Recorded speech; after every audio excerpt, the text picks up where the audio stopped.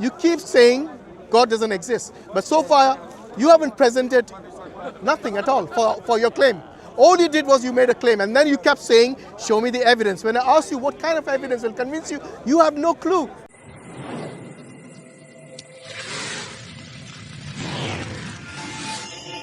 Tool to use for God, because God is not physical, God is metaphysical. For that, I don't. Science is a study of the physical world, you know that. Yeah, because there's So how can you use the wrong tool to study God? God doesn't exist. I don't have to study it. No, that's a claim you're making. Yeah. Can you, just like, Like if I don't study God, I'm fine. I'll do well. you're fine now. I'll do nothing. Okay, what if there is a life after death? We'll see. Nobody knows. It will be too late then. That's okay. It is like basically you. I can't live my whole life in fear of. No, it's not about fear. Who said we live in fear? I don't know. I don't think that. But you're the one who wants proof. How can you not know what proof you're? You're asking him, what will you No. do if there You is life have after proof. death? You have proof there is life after death. When you say proof, that's exactly the reason I'm asking you. What kind of proof will convince you? Try. Try what you have. Okay, will you use logic? Is logic good enough for you? Let's see, right? Okay. Depends on the logic. Where did all of this come from? The universe? I mean, the science says the Big Bang. No, Big Bang is the effect. What is the cause? There is no earth life. It's not figured yet. Okay, could it come from nothing? Next life. Could, yeah, sure. Okay, does nothing exist? Yeah, nothing. It might have come from nothing. I don't know. Does nothing exist? Existential crisis. In general. Really, come on. I thought you knew logic at least. Nothing, absolute nothingness. Does it exist? It's a very vague question. No, it's a very simple question. Okay, I don't know. Let me see. Even scientists will agree with this, that nothingness doesn't exist. If you don't know such, look, if you don't know this basic, then I doubt even logic will convince you. Now, what do you mean by nothingness? Means absence of everything. If we are talking It's a about little something, will it become nothing? Like No, if we're no. talking about Nothing, nothing, my friend, will it like metaphysical. nothing is a concept. It doesn't exist. So if we are talking about some nothing, does it become something? Exactly, that's the question I'm asking. If there was only nothing before, then how did all of this, which is something, the universe included, you and me, Something might have existed always. so that is where I'm trying to go towards. If nothing cannot bring about something, then logically it follows that there must be something. There was Do you agree? always something. Okay, now this something, okay, is it, we know that the universe began to exist at some point. Anything that begins to exist implies that it has a cause, number one. Number two, it is contingent. You know what contingent means? Contingent on what?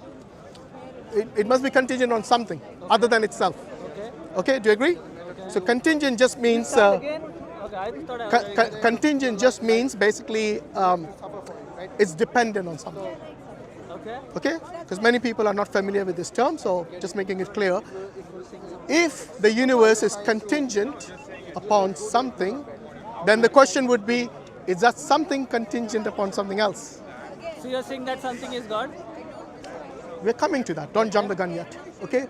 So I'm saying God is independent of everything. I said this earlier as well.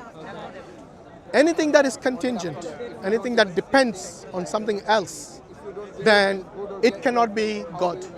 Because God by definition is, By your definition, is something that everyone who uses the term God, they understand this. Okay, I know the Hindus always have different definitions for their gods because you have so many different hierarchies of gods. You have the Ishwar, Devas, the avatars, Devas, so many different terms just for the term God. So it can be confusing, I agree. But in Islam, we have only one God. So for us, it's easy. In most Abrahamic faith, it is easy as well because it's oneness of God. Pure, that's monotheism.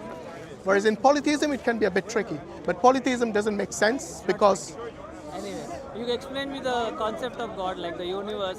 yeah, so I'm saying, Don't get into Hinduism. I'm saying that the universe itself is dependent and contingent.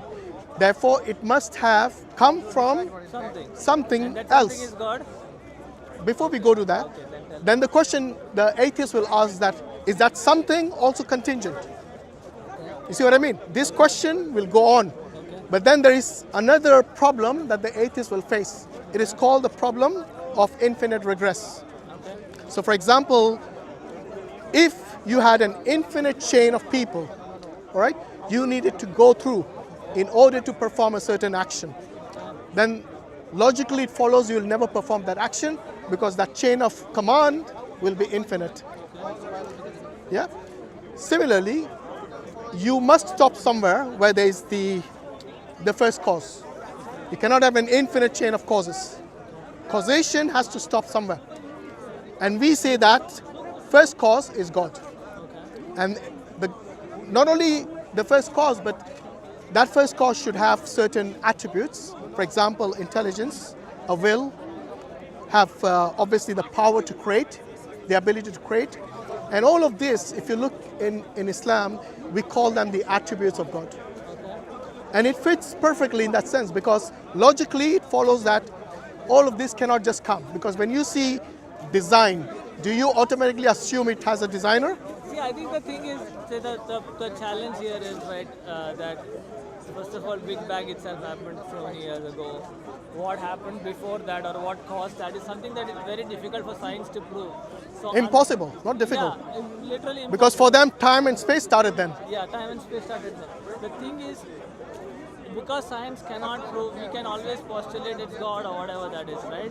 Because before science, as we know today, was understood, God as like people used to consider many unknown things as God. Yeah, I agree. Right? And they were wrong. When science figured that okay, this is this, then you can say something else, right? You see, when you start using science in a dogmatic way, then it becomes scientism. It's a religion in itself then. When you talk, Something you can say prove, right? Through no, but experiment. when you say proof, if something doesn't have the ability to prove something, I'll give you an example. Imagine you wanted to find plastic. I think it's a futile discussion. No, it's not God futile. discussion. It is. Yeah, I think good for you. If you use logic and if you understand No, it, I think then it is not futile. I'll tell you something. The speaker's corner with his whole religion. It's I not think necessarily religion. You can talk about any topic. No, but mostly dominated by religion. Yeah, I it's in think recent years. Yeah.